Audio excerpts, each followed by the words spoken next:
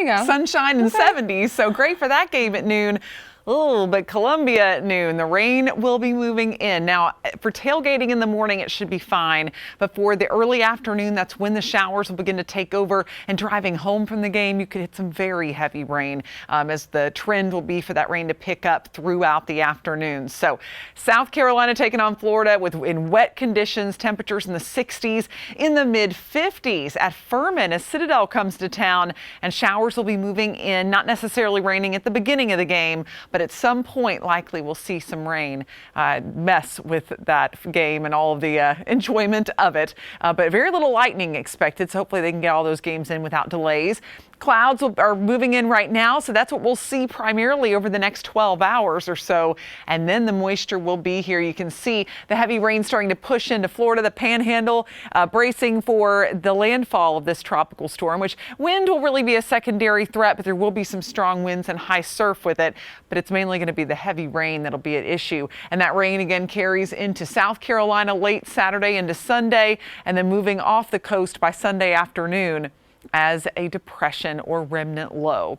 Temperatures right now holding in the 50s, already down to 52 in Spartanburg, 50 in Asheville, 54 in Clemson. It got cool quick, didn't it? If you were at a high school football game, you probably felt it. And as we go into tomorrow morning, we'll be in the upper 40s to get the day started. Mostly dry through noon. Now, I still think a few showers could sneak in, but the afternoon will be your best bet for running into any rain. Mid 50s by the second half of the day in the mountains. Yeah, it's not going to warm up much because of that rain, and there's going to be a breeze out of the east, and temperatures only getting into the mid 50s. So on the Carolina Sky Meter, we're keeping it kind of low. We're going with a 4. Couldn't go any farther down than that because luckily this is needed rain. And we're not talking about severe weather or flooding. Our ground should soak this up very, very well. And we're not talking about torrential downpours, but it could get heavy at times. Here's the clouds, 7 a.m. Saturday, 11 a.m. Rain is starting to build in from the south. Not everywhere yet, though. And notice that the rain really picks up in intensity as we head into the afternoon hours, starting to see a steady, moderate to even heavy rain in some spots at 3 p.m. By 9 p.m., still getting that heavy rain. Some of that starting to transition into the mountains.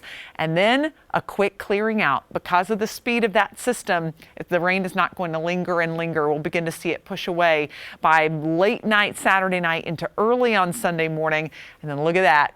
The clouds break. We have a beautiful Sunday in store, mostly sunny with highs in the 70s in the upstate, 60s in the mountains. It'll be a day to enjoy for sure. Here's a look at rain totals. You can see some fairly high ones, especially between Greenville and Columbia, where will be 2+ inches of rain. That should really help with our extreme and severe drought conditions, but nothing that's going to cause significant problems as it looks right now.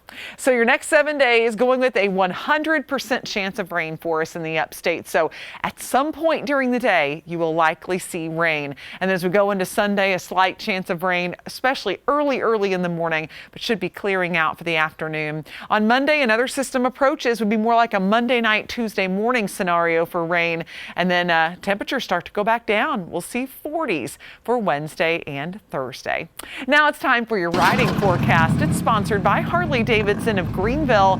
And it's not going to be the best day to get on the roads as you would imagine during the afternoon on Saturday. Morning should be okay though, and by Sunday the skies will clear, sun will come out and dry up those roads, so the afternoon should be a great one to get out on the bike. Big difference in temperatures too, as we'll be in the 50s and then into the 60s and 70s for the second half of the weekend. So not looking too bad, but going to definitely want to avoid late Saturday. Tori.